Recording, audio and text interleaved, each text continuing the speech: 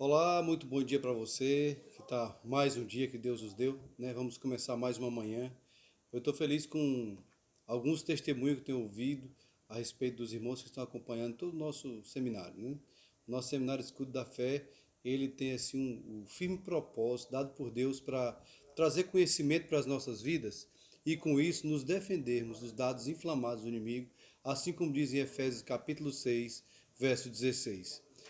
De vez em quando um irmão fala comigo, passa uma mensagem, ou eu fico conversando com eles próprios, me falam o quanto tem sido importante esse seminário. E alguns irmãos até me perguntam, pastor, você vai botar mais outros? Eu disse, sim, com certeza eu vou colocar. O Tiago estava me dizendo hoje pela manhã, ontem, ontem à noite estava me dizendo que era para mim colocar todos os dias. Rapaz, se você souber o trabalho que dá para colocar todos os dias. Mas você sabe que o Thiago tem razão? Seria uma benção, né? Todos os dias pela manhã você tá de frente com o seu café da manhã ser uma palavra tão abençoada como essa. Aproveite a de hoje, viu? Estamos chegando na 11ª hoje, ministração. Sei que vai ser uma benção para você.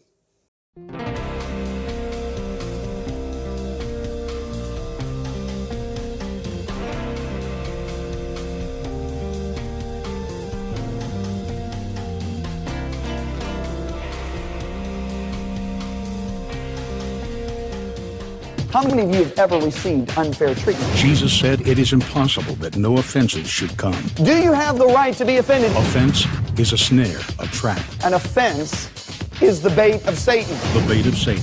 John Bevere's best-selling book has changed lives all over the world. God's word, his promise, will always come to pass as long as you don't get offended. And now, John Bevere Ministries presents the Bait of Satan curriculum, a 12-part series designed to free you from the snare of offense. What you do with the offense will determine your future. Estamos na lição 11. Você acredita nisso? No currículo em vídeo A Isca de Satanás. Sabe, eu posso ler alguns testemunhos aqui. Tudo bem para vocês? Sabe, a Bíblia diz que eles venceram pelo sangue do Cordeiro e pela palavra do seu testemunho. Amém? Sabe, eu tenho esses testemunhos, minha equipe me ajudou porque eu digo a vocês, sabe, isso abençoa a minha vida, como Deus usa essas pessoas, toca essas pessoas através de livros. O primeiro livro que eu li foi A Isca de Satanás. Há cerca de um ano, quando li o primeiro capítulo, pus o livro de lado e disse arrogantemente no meu coração, eu não tenho ofensa. Esse livro não é para mim, mas para fulano de tal. Então o livro ficou na minha estante e semanas depois o Espírito Santo literalmente me levou e eu o peguei de novo e li de novo. Desta vez eu ouvi, o Senhor falando ao meu coração me trouxe cura e me expôs uma área onde Deus vinha tentando tratar. Essa é Pet do Havaí. Separamos, deixa eu apenas... Sabe, deixa eu ler apenas mais uma aqui, temos tantas, mas... Sabe, o testemunho que realmente... Bem, deixa eu ler esse aqui. Seja pela ira no trânsito, em casa ou pelo mau humor na televisão, a sociedade hoje se tornou mais arrogante e indiferente. E eu me encontrei preso nisso, me defendendo de injustiças que percebia, reais ou imaginárias. E no processo percebi quão infeliz eu me tornei. Eu vivo em Pensacola e li o seu livro A Isca de Satanás, e as palavras inspiradoras sobre lidar com o pecado da ofensa me ajudaram imensamente não só no que diz respeito à autoridade, mas nas coisas da vida em geral. Como atendente de lojas, não dizemos obrigado às pessoas que não são educadas. Eu cresci com influências cristãs fortes. Desde cedo me distanciei do cristianismo por causa da negatividade e das táticas de controle que experimentei. As suas palavras despertaram dentro de mim que eu não tenho mais que basear meu amor na validação dos outros ao invés disso em Jesus. Esse é Doug da Louisiana. Sabe, recebemos isso o tempo todo e eu digo a vocês, isso serve para ver como Deus usa essa mensagem. Por todo mundo vejo pessoas vindo à frente em conferências, de 50% a 80% das pessoas, e os testemunhos que recebemos de como suas vidas foram mudadas. A isca de Satanás, a ofensa é literalmente a armadilha do diabo para destruir o chamado de Deus na sua vida nesses últimos dias. Há um homem chamado Cole Stringer, da Austrália, que escreveu um livro, eu acabei de ler há 2 dias atrás, chamado Tire Sua Mão da Gaiola, Macaco. E esse australiano descobriu como as pessoas na floresta pegam macacos. Sabe como pegam macacos? O que eles fazem, isso é sensacional, é colocar uma banana dentro de uma gaiola, certo? Não há portas dentro dessa gaiola, é apenas uma gaiola redonda. Mas a questão é que a gaiola é ampla o suficiente apenas para o macaco pôr a mão assim. E o que o macaco faz é agarrar a banana, mas quando ele agarra a banana ele não consegue tirar sua mão porque é muito estreito. E então no que o macaco agarra todas essas bananas nas gaiolas, então vêm os caras com um taco de beisebol e começam a acertar os macacos na cabeça para matá-los, e os macacos sabem exatamente o que os caras estão fazendo. E eles andam por todo o caminho matando, simples assim, ou separando eles e prendendo se quiserem fazer outra coisa. E eles vão fazendo isso, e mesmo com os macacos observando e sabendo exatamente o que vai acontecer, eles não largam aquela banana. Essa é uma ilustração tão perfeita de alguém que se agarra à ofensa. Especialmente depois que você ouviu o que ouviu durante essas semanas, nessas lições. Você sabe das consequências, está tão claro na palavra de Deus, mas ainda assim você fica se segurando nessa ofensa. Largue isso. Tire sua mão da gaiola, macaco, é o que ele diz, certo? A ofensa é uma coisa séria, eu vou revelar de novo, é a isca de Satanás para te pôr na armadilha dele. Lucas 17:1 diz, é impossível que as ofensas não venham. Repita, impossível. O que você faz com a ofensa é que determina seu futuro. Ou você fica mais forte, ou você fica mais morto. A ofensa vem da palavra grega skandalon, uma palavra grega antiga que se refere ao gatilho da armadilha usada por caçadores para pegar pequenos animais ou pássaros. Eles colocam a isca no gatilho, o animal a pega e a gaiola ou mata ou prende, certo? Então a ofensa é a isca de Satanás para te pôr em cativeiro. Você terá a oportunidade de se ofender, mas como você lida com isso determina seu futuro. Hoje eu quero falar um pouco mais sobre o que estamos tratando. Não se deixar levar pela ofensa. Agora, quando uma pessoa se deixa levar pela ofensa, a razão para isso é que ela sente que a pessoa que a ofendeu lhe deve algo. Vocês lembram da última parábola que falamos na lição passada? Lembram do servo que não perdoou? Lembram disso? Quando o seu conservo agiu errado com ele, o que ele fez o lançou na prisão, certo? Até que ele pagasse o que devia. Quando você guarda ofensa por alguém, você sente como se essa pessoa te devesse algo, houvesse uma dívida que não foi quitada. Na realidade, você está se colocando como juiz. Porque você está julgando o que lhe é devido, e na verdade a Bíblia diz que é apenas um juiz e é Deus.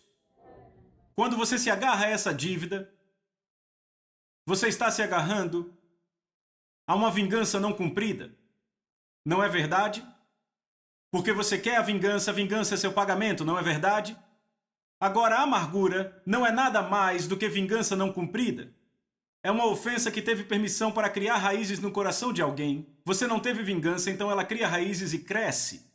Quando a raiz de amargura cresce no coração de alguém, a Bíblia diz que ela corrompe você.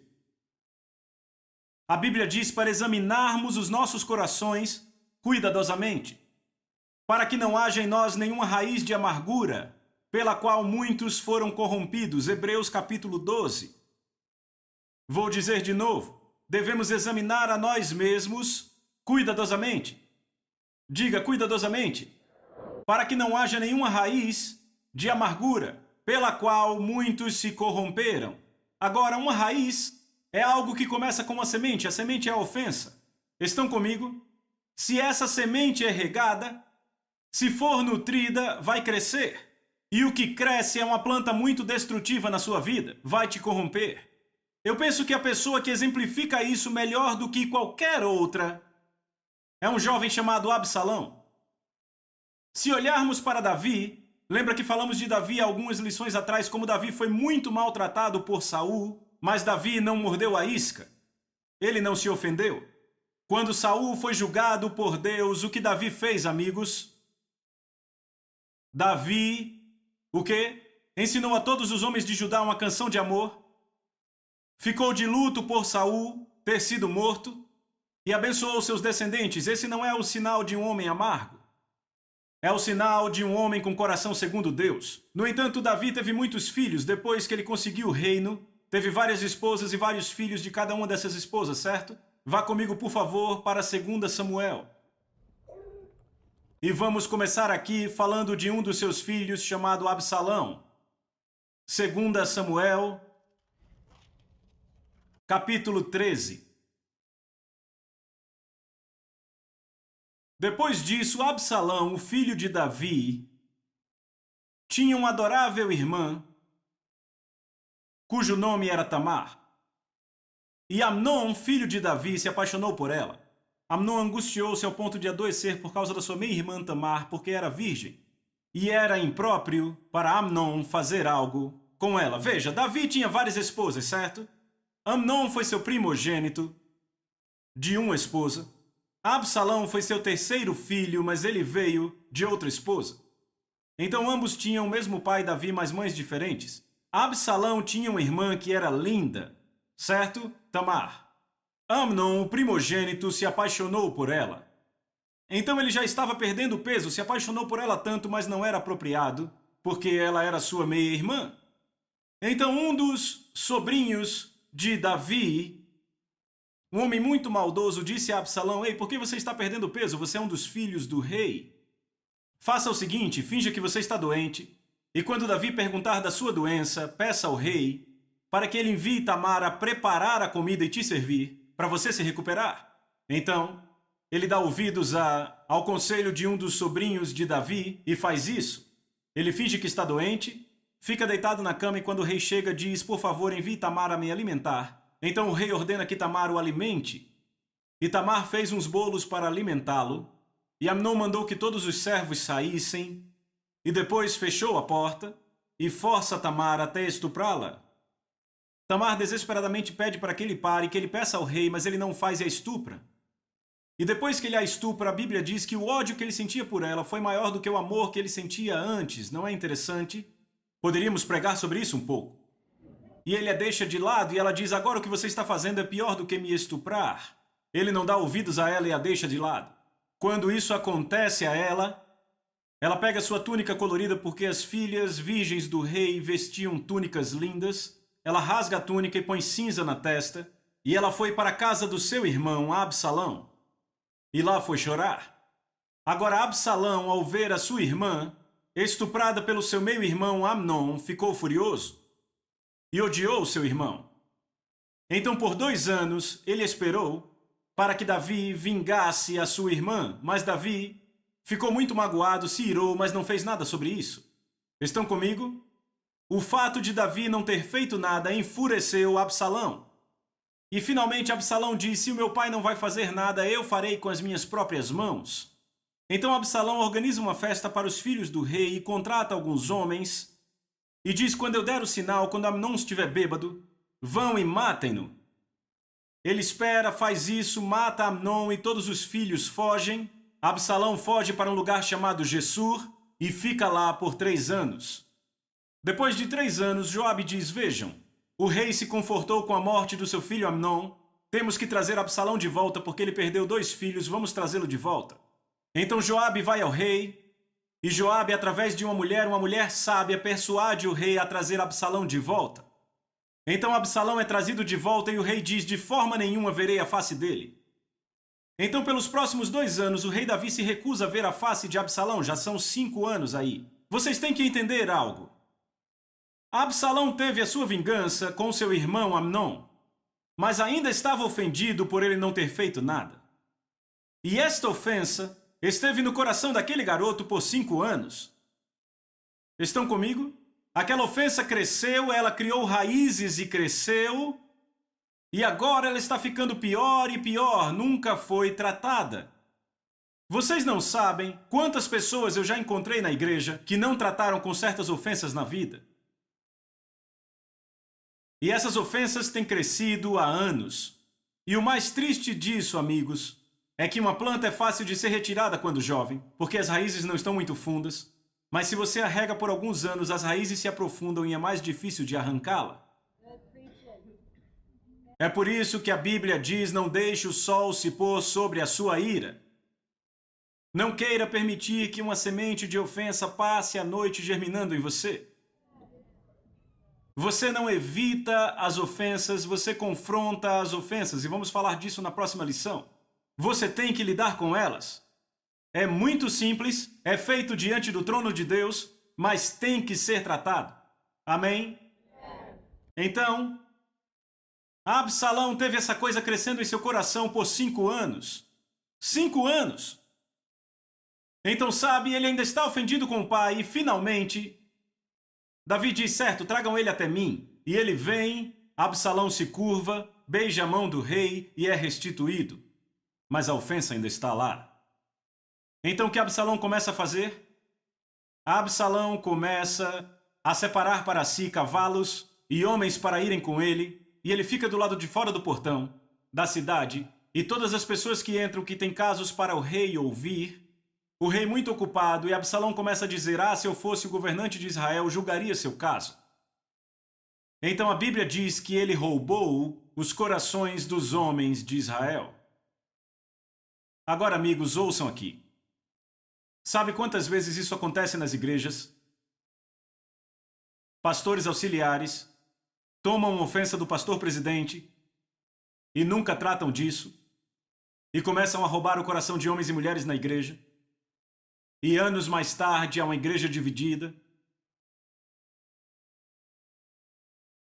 Você não quer ser um Absalão?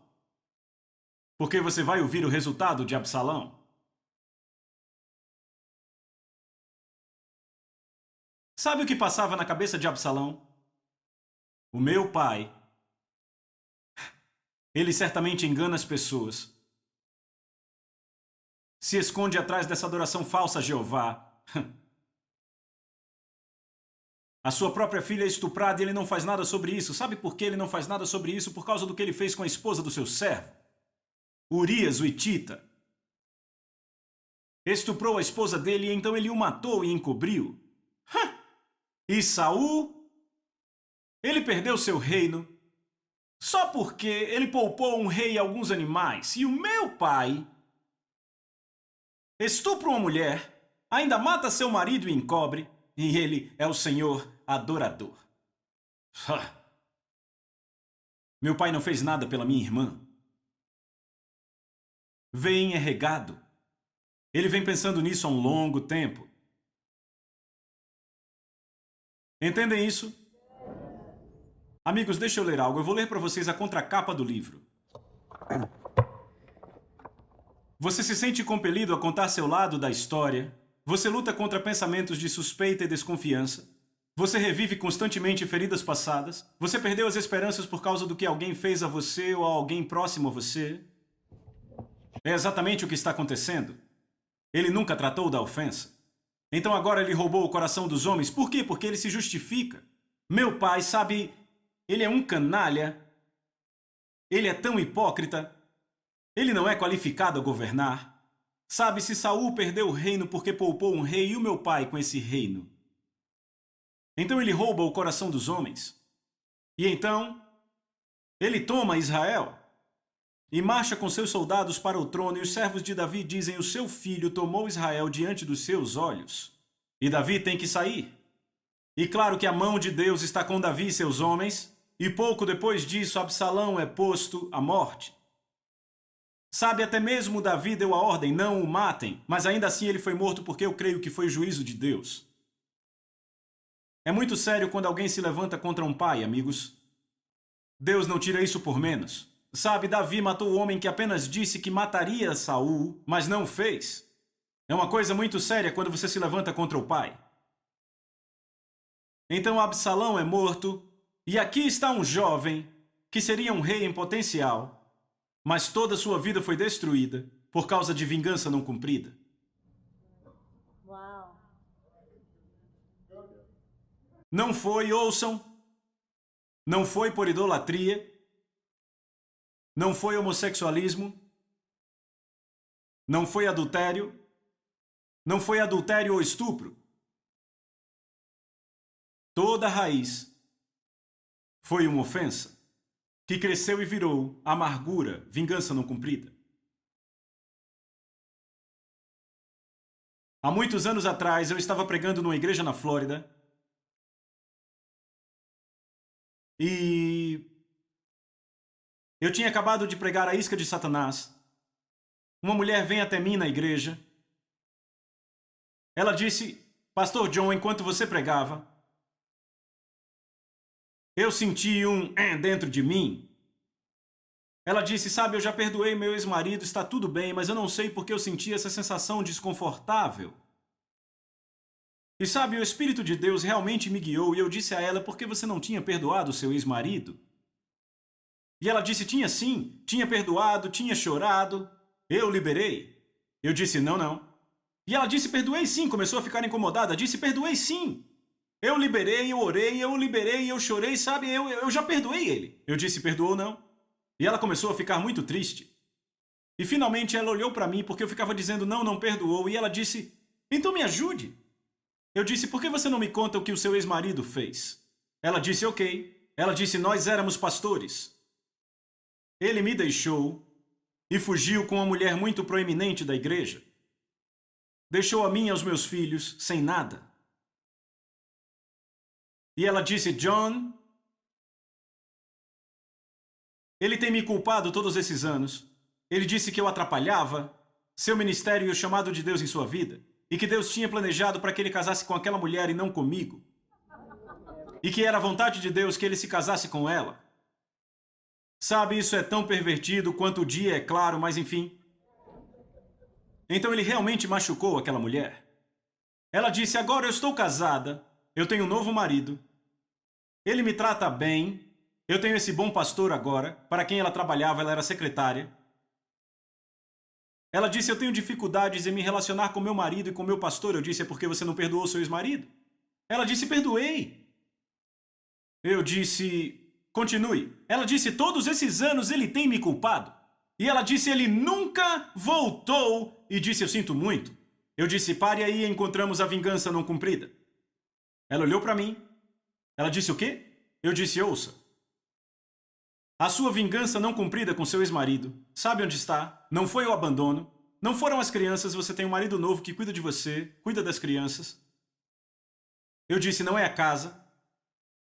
Eu disse, a sua vingança não cumprida está em você querer que ele volte e diga, eu estava errado. Que ele se desculpe. Eu disse, senhora, se Jesus esperasse que nós voltássemos para pedir desculpa, ele nunca teria nos perdoado na cruz. E ela olhou para mim e arregalou os olhos assim. Eu disse, senhora, quando ele foi pendurado na cruz, ele disse, pai, perdoa-lhes, eles não sabem o que fazem. Ele não estava falando dos soldados, não falava dos fariseus, ele estava falando da próxima geração e a próxima geração e a próxima geração, até eu e você, porque eu e você pusemos ele lá. Eu disse, ele nos perdoou, antes mesmo de dizermos, eu sinto muito. Sabe quantas vezes pessoas vêm até mim e dizem, bem, eu vou perdoá-lo quando ele vier se desculpar. Se Jesus esperasse você se desculpar para te perdoar, você já estaria no inferno. Jesus escolheu te perdoar, antes mesmo de você dizer, sinto muito. Eu disse, sua vingança não cumprida é você querer que o seu ex-marido volte e diga, eu sinto muito, eu estava errado. Eu disse, quer saber, é isso que tem te mantido cativa todos esses anos. Eu quero que vocês vejam isso mais uma vez antes de irmos para a lição final. Em Romanos 12, lemos de novo no verso 17. Não retribuam a ninguém mal por mal. Procurem fazer o que é correto aos olhos de todos. Se for possível, no que depender de vocês, vivam em paz com todos os homens. Verso 19. Amados, não procurem se vingar, mas deixem com Deus a ira, pois está escrito, minha é a vingança, eu retribuirei, diz o Senhor. Deus diz, minha é a vingança. Ele disse, não são vocês que se vingam. Por quê? Porque Ele é o juiz. Quando nós determinamos que alguém nos deve algo, nós nos colocamos no lugar do juiz. E de acordo com Tiago capítulo 4, verso 12, e Tiago capítulo 5, verso 9, eu vou ler aqui, há apenas um legislador que é poderoso para salvar e destruir. Quem é você para julgar o próximo? Irmãos, não se queixem uns dos outros. Irmãos, isso é um comando. Não se queixem uns dos outros, para que não sejam condenados. Posso ler mais uma vez? Não se queixem ou reclamem uns dos outros, para que não sejam condenados, eis que o juiz já está às portas. Amigos, Deus é o justo juiz. Ele vai aplicar o julgamento correto, amém? Ele vai retribuir de acordo com a justiça, amigos. Agora ouçam, se alguém agiu errado e genuinamente se arrependeu, isso quer dizer o quê? Que Jesus vai liberá-lo. Mas alguém vai dizer, sim, mas o que ele fez foi contra mim. Não contra Jesus. Mas você tem que lembrar o que você fez contra Jesus. Estão comigo? Mas ele escolheu liberalmente perdoar, quando você e eu não merecíamos. Sabe, se você quer saber a verdade, estamos falando do próprio fundamento do Calvário. Isso é cristianismo. É quando você libera alguém que não merece ser liberado. É por isso que Jesus vem e diz, ei, eu quero mudar sua forma de pensar. Você sabe o que a palavra santidade realmente quer dizer? Sabe o que quer dizer santidade? Santidade é do hebraico kadosh, que simplesmente quer dizer no sentido puro um corte por cima. Repitam, corte por cima. Sabem, antigamente, se você lembrar, você entrava em lojas de roupas e você encontrava tecidos medianos, tecidos bons, tecidos muito bons, e tinha esse tecido que estava acima de todos, certo? Certo? Quando Deus diz, sede santos porque eu sou santo, o que Ele está falando? Ele está falando do seu relacionamento com a sua criação.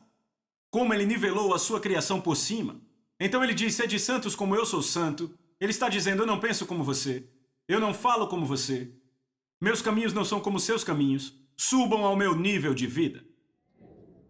O que ele está dizendo é isso, amigos. Sabe, ele não está falando de usar o cabelo de uma certa forma, não usar maquiagem ou não poder usar calça. Você pode usar um vestido até o seu calcanhar e ter um espírito sedutor saindo da bola do seu olho. Ok? Amém? O que ele está dizendo é isso. Por que você quer ficar andando com as galinhas no celeiro quando eu te chamei para ser uma águia? Eu quero que você veja como eu vejo, fale como eu falo, pense como eu penso. É por isso que Jesus chega em Mateus capítulo 5, do verso 38 ao 42, ele diz, vocês ouviram o que foi dito? Olho por olho e dente por dente, isso é vingança. Ele diz, mas eu digo, e aí vem o nível mais alto de pensamento, certo? Mas eu digo, para não resistirem à pessoa má, Deus resistiu a você antes de você ser salvo? Ei, eu fiz uma pergunta, cadê a resposta? Para não resistir à pessoa má, mas se alguém o ferir na face direita, ofereça-lhe também a outra. Sabe o que Jesus está dizendo? Ele está dizendo, ei, ouçam, o amor de Deus opera sempre arriscando se machucar de novo. Eu vou falar de reconciliação na próxima lição, vou deixar isso bem claro, mas vejam isso. Ofereçam também a outra. Se alguém quiser processá-lo e tirar-lhe a túnica, desde que leve também a capa. Se alguém o forçar a caminhar uma milha, vá duas. Dê a quem lhe pede e não volte as costas àquele que deseja pedir-lhe algo emprestado. Esse é o pensamento no nível do reino. Não é o pensamento de vingança. O pensamento de vingança é o pensamento do mundo. É o caminho das trevas. É perigoso, demoníaco e terreno. É a sabedoria que sobe de baixo. Estão comigo? Mas a sabedoria que desce do alto é, antes de tudo, pura, pacífica, amável, compreensiva, cheia de misericórdia e bons frutos. Deus diz, venham ao meu nível de pensamento, subam ao meu nível de vida. Amém? Glória a Deus, né? Glória a Deus que você participou desse momento, que coisa boa. E uma das coisas que me chamou muita atenção aí foi ele reforçar essa isca, essa armadilha de Satanás chamada ofensa. E não só na igreja, mas sim no nosso relacionamento com qualquer pessoa. Eu achei muito importante o que ele falou, exemplos de pessoas que aplicaram no trabalho, muito, muito, muito edificante, né? Mas muito mesmo. E hoje ele afirmou muito sobre perdão não perdoado, acho que é a afirmação melhor. Perdão não perdoado, porque o que tem de perdão não perdoado, e nós sabemos disso, né? A gente diz, eu perdoei, mas está lá no fundo do coração situações que nos ofenderam e que estão guardadas. Amém? Eu quero orar por você para que você tenha força, seja cheio de força, tá certo? Feche seus olhos. Paizinho querido, eu apresento a vida de cada irmão nessa manhã que participou de mais uma dessas ministrações. E hoje, Senhor Deus, ficou muito claro quantas ofensas tem no nosso coração por conta de perdão não perdoado. Nós até falamos, até abrimos a nossa boca para dizer que perdoamos, mas no fundo do coração nós não perdoamos. Nos ajuda a andar em verdade, nos mover pelo Espírito, Senhor Deus, da revelação e andarmos segundo a Tua palavra. para que cada um experimente, Senhor, tudo que o Senhor tem para as nossas vidas. Eu abençoo a vida desses irmãos, dessas irmãs que estão se esforçando para crescer, para amadurecer e para deixar de lado toda ofensa. Eu os abençoo, Senhor, no nome do teu Filho Jesus. Amém. Amém? Não esquece, mais 5 minutos, tá? Escreve aí. Escreve aí. Depois você vai precisar. E amanhã nós vamos nos encontrar, sexta-feira, na nossa última ministração. Deus abençoe e até amanhã.